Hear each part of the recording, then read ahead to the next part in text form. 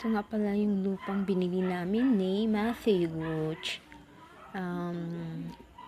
American po siya. Siya po yung bumili ng lupa dito sa Lake Cebu South, Cotabato. Ito po ay maganda. Magandang taniman at lagyan ng swimming pool.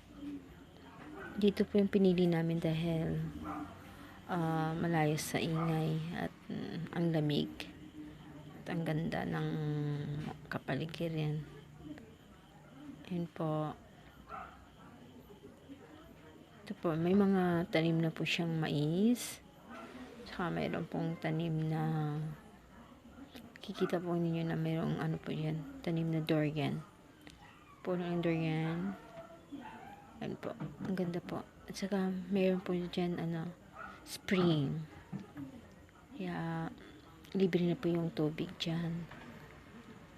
Malapad po yan 1 hectare. Yan.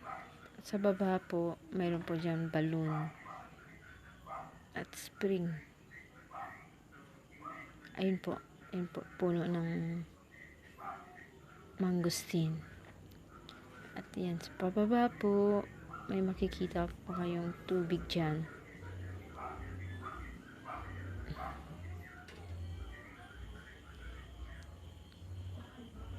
Yan, ganda. Daming puno. Yan na. Yan. Yun po. Yung boundary ng lupa na binili namin. Diyan. Ayun po yung tubig na umaagas lang. Umaagos. Ayan. Ayun po, may naglalaba pa po.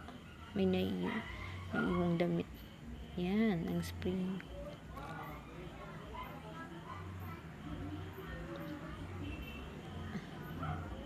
Maganda pong investment yung pagbili ng lupa.